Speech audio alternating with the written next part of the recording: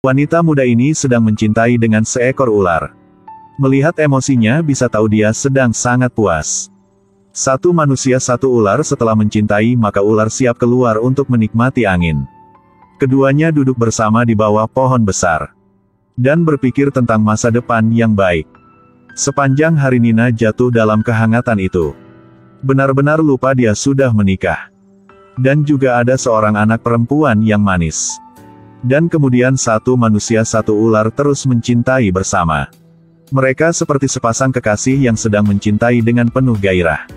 Seperti lem sepanjang hari hanya menempel satu sama lain. Tanpa keraguan, mereka ada satu malam yang penuh gairah. Tapi dengan cepat kemudian ada masalah terjadi. Hari itu Nina sedang melakukan tugas rumah dengan putrinya. Tiba-tiba dia merasakan perutnya naik karena mual. Jelasnya inilah sinyal dia sudah berhamil. Putri dengan cepat membelai punggungnya.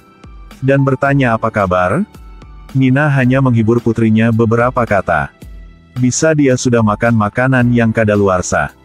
Kira-kira 2 atau 3 kemudian akan tidak apa-apa. Tengah malam, ular dengan mata bersinar datang ke rumah Nina lagi. Keduanya terus mencintai selama sepanjang malam. Nina terus-menerus memeluk dan menggosok ular itu.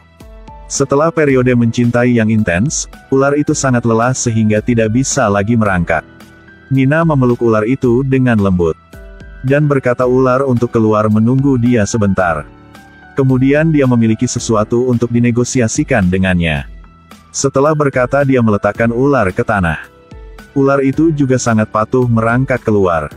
Sebelum pergi, dia tidak lupa menyuruh Nina memakai banyak pakaian, di luar agak dingin. Tanya, ular yang begitu hangat, siapa yang tidak jatuh cinta? Kemudian keduanya duduk bersama di papan kayu. Nina berkata dengannya dia sudah berhamil. Dia sangat khawatir tentang hal ini. Entah nantinya harus melakukan apa. Pria segera tersenyum. Dia berkata Nina jika entah harus melakukan apa dalam masa depan.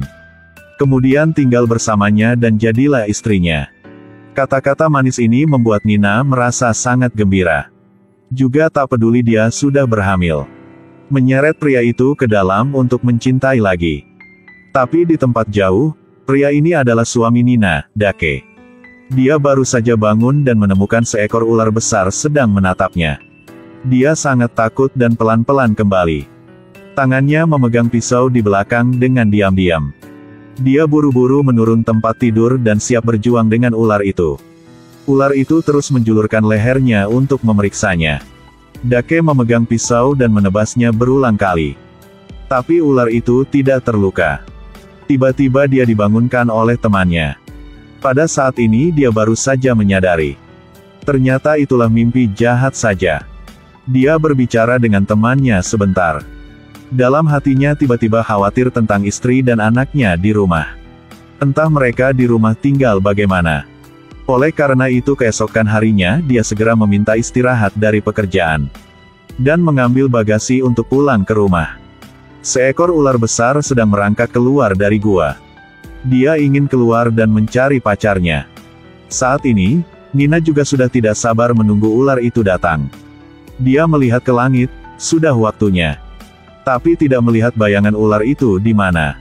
Setelah tidak melihatnya selama sehari, dia sangat merindukannya. Dia mengirim putrinya untuk segera mencari tahu. Putrinya segera patuh dan keluar untuk mencari.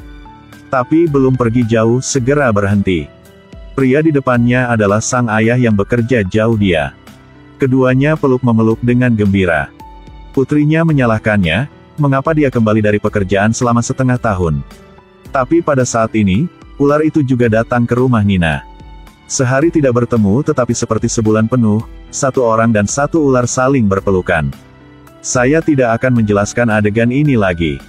Setelah beberapa saat bergerak, ular itu terlalu lelah untuk mengangkat tubuhnya. Nina memeluk ular itu dan mengelusnya. Tapi pada saat ini suami dan putrinya juga pulang ke rumah. Pria mengetuk pintu melapor kepada Nina dia sudah pulang. Nina mendengar suara suaminya sangat panik. Dia memeluk ular itu dan terus menggoyangkannya. Menyuruh dia dengan cepat pergi. Tapi ular seperti mati. Tidak peduli bagaimana Nina memanggilnya, dia tidak akan bangun. Panggilan dari luar semakin keras. Tak ada cara lainnya, Nina hanya bisa meletakkan ular ke bawah dan pergi keluar membuka pintu. Ketika pria itu hendak menendang pintu, Nina muncul. Dia bertanya, ada masalah apa ya? Nina tergagap mengatakan dia sedang berganti pakaian. Pria segera paham dan mau masuk. Nina takut semuanya terungkap. Tapi baru saja berputar. Kemudian ular itu tidak terlihat, mungkin sudah pergi. Akhirnya dia dapat tidak khawatir lagi. Pria itu bertanya mengapa dia memegang dadanya seperti itu. Dia segera mengatakan bahwa perutnya tidak nyaman selama 2 hari. Bisa karena dia terlalu lapar. Setelah berkata segera menyeret suaminya pergi. Pada saat ini ular juga muncul di pintu belakang. Dari ekspresinya, terlihat sangat tidak senang. Hari itu, mereka sedang melakukan tugas rumah. Nina tiba-tiba mau muntah. Dia berlari ke samping dan terus muntah. Tapi sang suami sudah melihat semua adegan ini. Tampaknya menyadari sesuatu. Setelah memikir, dia segera menggelengkan kepalanya.